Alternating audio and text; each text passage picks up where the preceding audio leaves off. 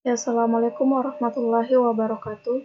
Perkenalkan, nama saya Nurmiati, NPM 091058041901, kelas A, semester 6, Prodi Administrasi Publik, Fakultas Ilmu Sosial dan Ilmu Politik. Baik, langsung saja. Saya akan menjelaskan sedikit materi tentang mata kuliah Hukum Administrasi Negara, di mana pengertian hukum publik dan hukum privat. Hukum publik adalah hukum yang mengatur hubungan antara negara dan perseorangan atau mengatur kepentingan umum. Sedangkan hukum privat adalah hukum yang mengatur kepentingan perseorangan. Fungsi kedudukan. Pertama, perumusan kebijakan di bidang kependudukan dan pencatatan sipil. Kedua, pengorganisasian dan pelaksanaan kebijakan di bidang kependudukan dan pencatatan sipil. Ketiga, pembinaan, pengawasan, dan pengendalian kebijakan kependudukan dan catatan sipil. Keempat, pengelolaan dan fasilitas kegiatan di bidang kependudukan dan pencatatan sipil. 5. Pelaksanaan evaluasi dan pelaporan kegiatan di bidang kependudukan dan pencatatan sipil. Yang keenam, pelaksanaan administrasi dinas di bidang kependudukan dan pencatatan sipil. Yang ketujuh, pelaksanaan fungsi lain yang diberikan oleh Bupati di bidang kependudukan dan pencatatan sipil. Fungsi kewenangan. Pengkajian, penyusunan, dan perumusan kebijakan di bidang statistik. Kedua, pengkoordinasian kegiatan statistik nasional dan regional. Yang ketiga, penetapan dan penyelenggaraan statistik dasar.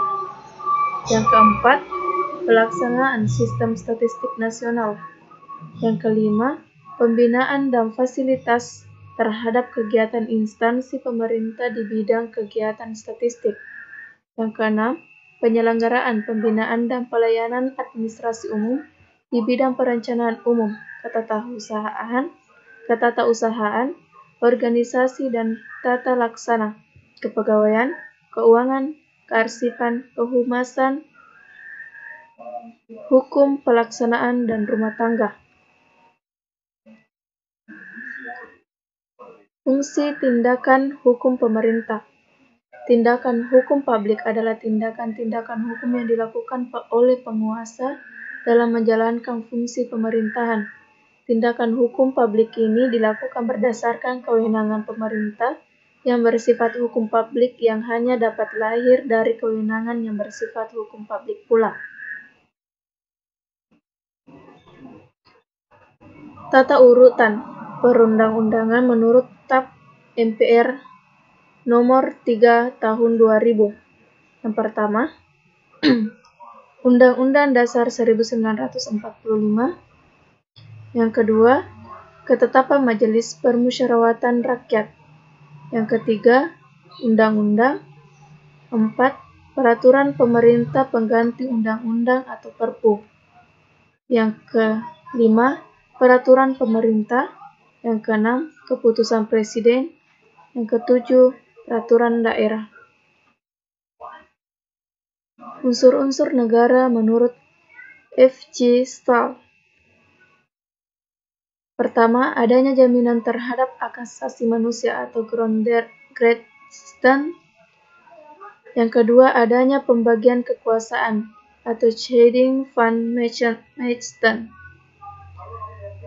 Yang ketiga, pemerintah haruslah berdasarkan peraturan-peraturan hukum. Yang keempat, adanya peradilan administrasi. Itulah tadi presentasi yang sempat saya bawakan.